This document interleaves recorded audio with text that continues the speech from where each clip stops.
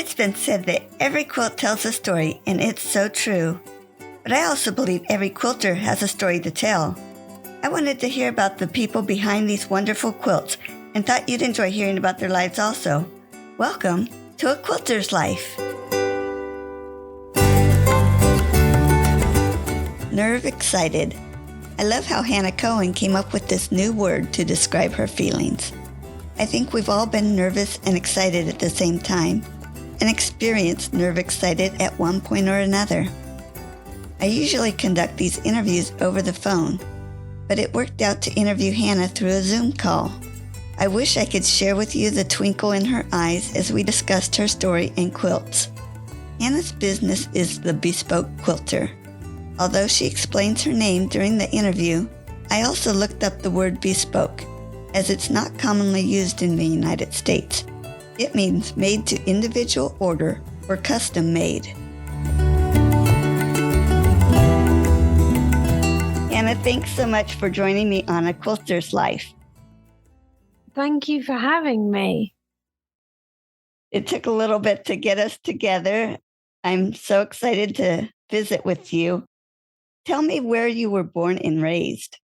So I was born in a little town in the southeast of England called Surrey, about 40 miles outside of London, if you know that's a place that your listeners in the US will know. So I was born and raised there, and I've lived sort of all over the UK and Ireland. So I've kind of traveled around. All parts. That's interesting. Can you share a special childhood memory? I don't really remember most of my childhood. So I do remember getting my first, and this is just stuck in my memory, getting my first cross stitch framed. It was in the back of my grandma's car, and I was finishing it, and I had to finish it on the way to the little town outside of where we lived. And I was finishing it in the back of the car, ready to go and get it framed. So yeah, that's a lovely, because my grandma's, no longer here. So that's quite a nice memory. Yeah. Now, did she help you pick out the picture you were cross-stitching and all that? Yes, it wouldn't be anything that I do now. It was just a house, and the sky was too big because I made it too big. I was going up and up and up. So I adjusted the pattern even then. I was adjusting patterns when I was 9. Besides quilting, did you have other employment? Yes, I did some Saturday jobs when I was younger, but my main passion then, and still a bit now, was in spa and beauty therapy. So I started in a salon and I worked my way up through there. And then I was headhunted and I went to Ireland for 3 years. And then I came back and I got poorly, which we'll ease into. So yeah, that's why I came back. But I loved my time in Ireland and working in a spa there. It was a really fun time I had. Nice. Yeah, because I was in my early 20s, so it was fun. How did you end up where you are now, the town that you live in? What brought you there? So I live now in West Sussex, which is a bit further across than Surrey. I live with my beautiful husband, and this is the first property we've bought together, which is quite a struggle in this country, to get on the property ladder. So We are happy here. I've never been so happy in a home, and it's really a home. Nice. Yeah. Is there anything else you want to share about your personal life? So my story really started, well, it started when it started, but I had a big trauma about 10 years ago, maybe 10 and a half now. I got diagnosed with a brain tumor, and I had a big fit in the night, and I got diagnosed then, and we went through a whole journey. In fact, we came to the States at one stage.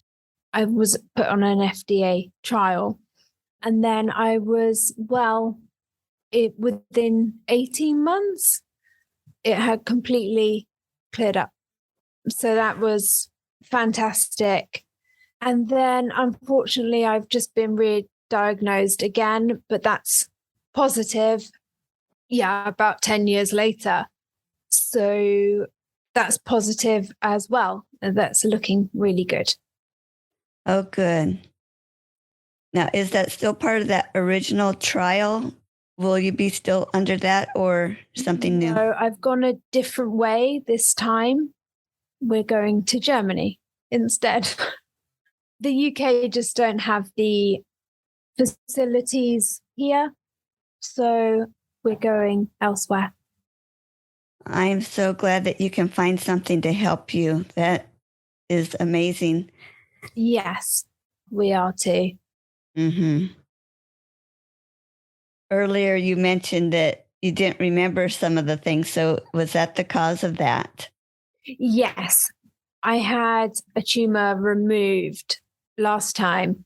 And that's why I don't remember a lot. But then I guess my childhood was great because I don't remember anything bad happening, because you remember trauma. And I'm kind of a person who just gets on with it, just moves forwards in the present, but I'm moving forward each day, each day.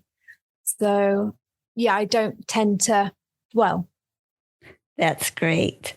And I'm sure that positive attitude has helped all of this too. Massively, massively. Mm-hmm. Besides quilting, are there other crafts you do or have done? Yes, I used to crochet. That's how I got back into craft from my illness. Because I thought, oh, okay, well, I'm well enough now to do something. And I ended up buying one of these. I don't know if you have them in the States, but one a week crochet magazine or knitting magazine. So it was to make a big blanket, but I quite quickly fell short and went to some classes. It was something I couldn't do on my own. So I met a class and a teacher that got me through.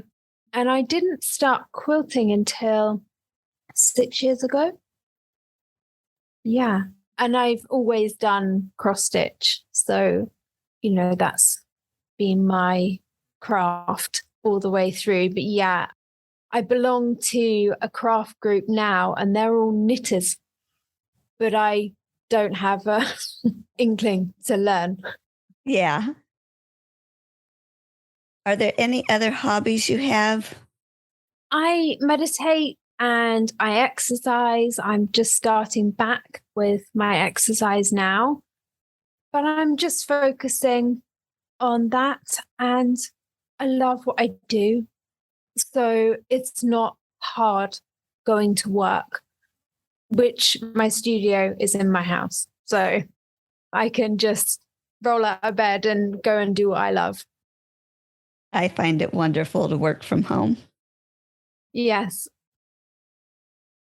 My next question is, do you think any of your hobbies show up in your quilting? Yes. obviously I meditate every day, and I mainly meditate on whatever project I've got, or well, my hand and foot getting better, because I lost movement in my hand and my foot this time. So I wasn't able to sew or stitch or anything. So, yeah, I think it does, but in a very, very subtle way. So, how were you introduced to quilting?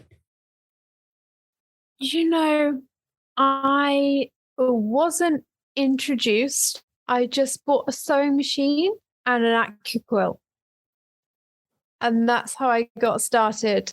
So I didn't actually properly learn how to quilt. I didn't go to any classes, and I'd done a cross stitch quilt. So it was blocks of cross stitch and then blocks of fabric. And I just kind of hashed that together. And I thought, oh, I kind of like this. And I had it for years. And then I just all of a sudden had the energy and inclination, I guess, to put it together. That synth was hanging on our wall in our old property and got moldy. So I've had to take the back off and the binding, and that's still on the go because I hand quilted it. So that's going to be an interesting one to get the back together. Oh, I bet you're looking forward to being. Are you planning on hanging it on your wall again? Yeah, because now we have a dry house. Is that your favorite quilt, or do you have another quilt that you really love? Yeah, that's my favorite because it was my first, not proper, and I'm going to actually long arm my first proper quilt while I've got a little gap in my schedule. So that will be properly, quilted. Yeah. So I'm quite excited about that. Nice. Out of all your tools, do you have one that you like the most? Yeah, it has to be my AccuQuilt, because without that, I wouldn't have got started properly. I know some people think it's a cheat. I not hate, but dislike cutting out, because that does it. And then I'm off. I like the sewing and the putting together of blocks more. Some people love the cutting, don't they? I think they're mad. um, but yeah, everyone likes different things. But yeah, as I said, that's how I got started. And it's really easy because all the pieces go. I don't know if you've ever used one or tried one, but it's a machine that does the cutting for you. Yeah, I've heard a lot about them, but I have never gotten to try one. That leads us into, out of all the steps in quilting or making a quilt, do you have a favorite step, or do you like the whole process other than the cutting?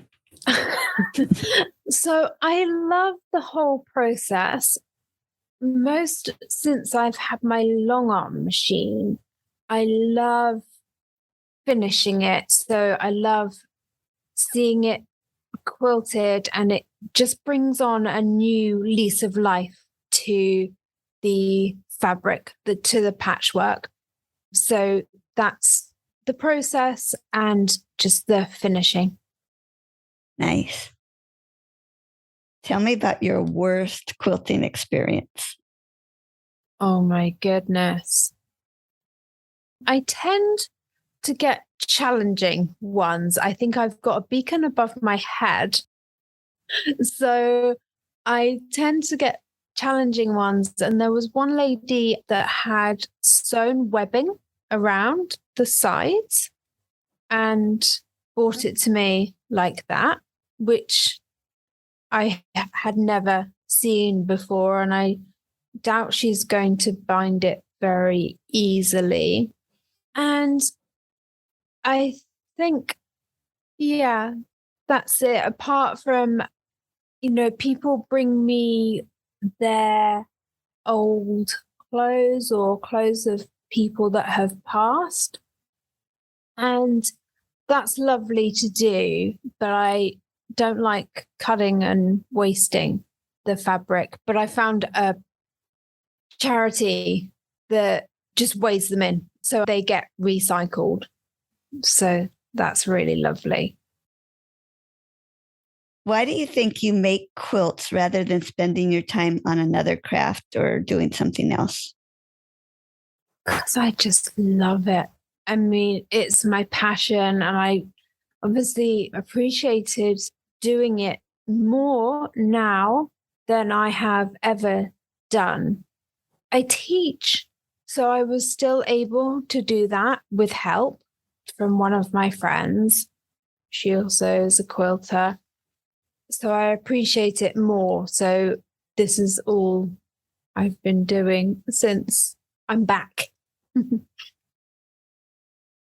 And who do you usually make your quilts for when you're making one yourself instead of for a client? I recently made one for a friend's baby, and that was a log cabin. So simple, but with a foundation paper pieced center that said love on it. And that was really lovely. But yeah, just friends and my husband, who I'm promising to make from his Michael Jordan jerseys that he's collected over time. So I'm going to make him that eventually. I'll give him an IOU for Christmas. I've got all the jerseys. I've hidden them. So I've got them. He doesn't really notice when I, pick some stuff out of his wardrobe. So I've got them. I just have to make it. Hannah, can you share a quilting tip? Yes, I can, because this is something I learned quite early on. Don't worry if there are mistakes.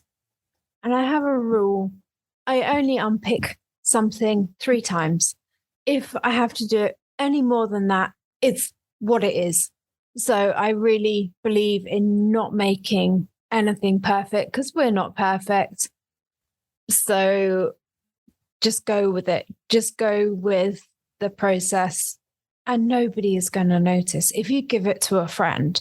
And if anyone points it out in a quilt group, they're not your friend. If anyone is ever mean to you, yeah, it doesn't matter. Yeah. If they're helping you along the way, that's one thing. But if they point it out after it's all done, you're not going to be taking it anyway. No, you're not going to thank them. So describe how you went from having quilting just as a hobby and it became a business for you. So that was in 2019. And I had the chance to buy a long arm machine, and it was half price. So I just went for it because, life's too short, right? I've been sick once at that time, and I didn't obviously know that I was going to get sick again. But I just spoke to a couple of quilting friends, and they just said, just go for it. So I did. And 3 years on, yeah, I'm doing it. And I was going to a long arm quilter to get my stuff done. She stopped. So I thought, okay, well, this is the perfect time. And share the name of your company and tell me how you came up with that name. So it's called the Bespoke Quilter. And I thought about it for a while and just thought, well, what am I? I like to do bespoke things. And in fact, all of my work is bespoke, whether it's making a quilt for somebody as a memory quilt or just long arming. So I just thought, what am I? Yeah. And that just fitted. And I had a really funky logo designed, which you can see on my Instagram. That's mainly where I post every day. I don't really do anything on Facebook, but I get quite a lot of work through social media. Great. I'm looking at your website. You sell patterns also? No. For my foundation paper piecing classes, I use somebody else's patterns, obviously with her permission. And she's a lovely lady. She's called Victoria Pete. And oh my goodness, her patterns are just wonderful. All the measurements are done for foundation paper piecing, and they're a joy to work with and piece. And I'm actually doing one of hers at the moment, and it's a nutcracker, which is 33 inches. I'm non-quilter, wouldn't understand, but by 58. So it's a decent size. So I've done his hat and his body. So I've yet to do his face, which is the most intricate bit. So I've left that. So she's brilliant, and she lets me use her patterns. So yeah, I don't sell them. That sounds so cute. Yeah, it is really cute. I can send you pictures. Great. Tell me about after you got your long arm and you decided to quilt for others, how did it feel when the first person that brought you their quilt for you to quilt? I was nervous because you're taking something that somebody has worked hours and hours, and I was nervous. I'd say I was nervexcited, so it's pretty much nervous and excited. But when I'd done the first few rows and it was coming together, and I tend to send pictures to my clients at that stage, and she loved it. So I got like second confirmation that it was going well. And that was one of the biggest that I've done. So to take that on, and it was kind of double-sided as well. So that's what I mean. You know, I get picked to do the most challenging ones. Yeah, double-sided is, it's more difficult, isn't it? Yeah. Yeah, I've thought about that at times when I thought, oh, I could do this on the back, but how would that look if I'm quilting it that way? I better not. No. And on your website, I saw that you were interviewed by John Scott. How exciting was that? I know. My husband used to be on TV in England on the same channel that John used to work for. He was a fashion guru, and he knew him, and I watched him on Sewing Street. A sewing channel. And I used to have it on the background, like a radio, really. And he contacted my husband. He just sent my husband a message randomly. He didn't even know me and know that I was a quilter. So yeah, he came down and interviewed me, which was wonderful to, put it on my website. So yeah, that was really beautiful. I had a really fun time. What was it like to be in front of the camera with him? It just seems mind-boggling. Yeah, he was so calming, and it was in my house. So that was, it was my space. So that was one of the things that made me even more comfortable. But yeah, he's such a lovely guy. We stay in touch, every couple of weeks, we'll send a message. So yeah, he's just a lovely, lovely man. Oh, cool. And share with us how we can get in touch with you. So Instagram, the Bespoke Quilter is the best way, or my email, obviously, the bespokequilter@gmail.com. Great. Is there anything else you would like to share with me today? Just thank you. Thank you for me finally, because we had challenging time getting together. So yeah, thank you. Thank you so much. Oh, I'm so excited to get to finally chat with you. Yeah, thank you. Thank you. Have a wonderful day. Bye. You can find more stories on aquilterslife.com or subscribe on your favorite podcast player so each episode will be downloaded automatically. Also, I want to hear about you and your wonderful quilts. Please contact me, Paula Chamberlain, through the website to set up an interview. And as always, thanks for listening.